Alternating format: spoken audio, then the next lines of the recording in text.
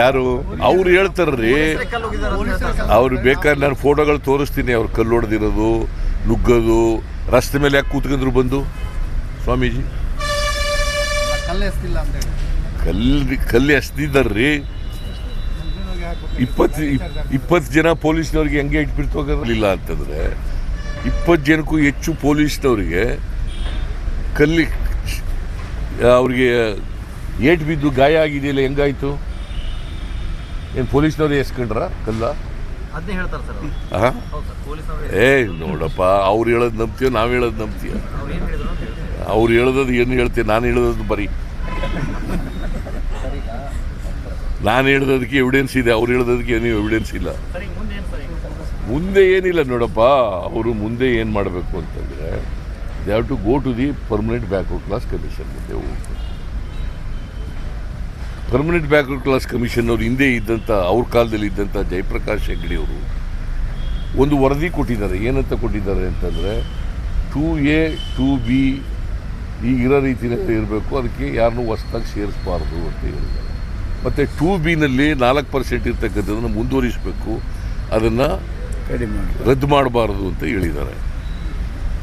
ಯಾರ ಕಾಲದಲ್ಲಿ ಹೇಳಿರೋದು?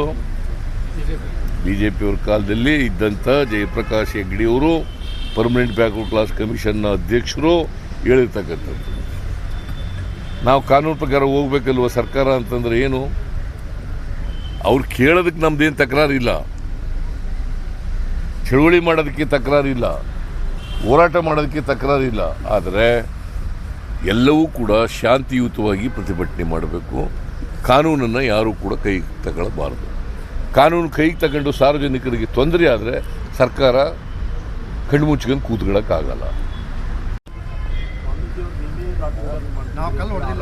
ಯಾರು ಅವ್ರು ಹೇಳ್ತಾರ್ರಿ, ಅವ್ರು ಬೇಕಾದ್ರೆ ನಾನು ಫೋಟೋಗಳು ತೋರಿಸ್ತೀನಿ. ಅವ್ರು ಕಲ್ಲು ಹೊಡೆದಿರೋದು, ನುಗ್ಗೋದು, ರಸ್ತೆ ಮೇಲೆ ಯಾಕೆ ಕೂತ್ಕೊಂಡ್ರು ಬಂದು ಸ್ವಾಮೀಜಿ? ಕಲ್ಲು ಎಸ್ದಿದ್ದಾರ್ರಿ. 20 ಜನ ಪೊಲೀಸ್ನವ್ರಿಗೆ ಹೆಂಗೆ ಇಟ್ಬಿಡ್ತೋಗಿರಲಿಲ್ಲ ಅಂತಂದರೆ 20 ಜನಕ್ಕೂ ಹೆಚ್ಚು ಪೊಲೀಸ್ನವ್ರಿಗೆ ಕಲ್ಲಿ ಅವ್ರಿಗೆ ಏಟು ಬಿದ್ದು ಗಾಯ ಆಗಿದೆಯಲ್ಲ, ಹೆಂಗಾಯ್ತು? ಏನು ಪೊಲೀಸ್ನವ್ರು ಎಸ್ಕೊಂಡ್ರ ಕಲ್ಲ? ನೋಡಪ್ಪ, ಅವ್ರು ಹೇಳೋದು ನಂಬ್ತೀಯ, ನಾವು ಹೇಳೋದು ನಂಬ್ತೀಯ? ಅವ್ರು ಹೇಳೋದು ಏನು ಹೇಳ್ತೀಯ, ನಾನು ಹೇಳೋದು ಬರೀ ನಾನು ಹೇಳೋದಕ್ಕೆ ಎವಿಡೆನ್ಸ್ ಇದೆ, ಅವ್ರು ಹೇಳೋದಕ್ಕೆ ಏನೂ ಎವಿಡೆನ್ಸ್ ಇಲ್ಲ. ಮುಂದೆ ಏನಿಲ್ಲ ನೋಡಪ್ಪ.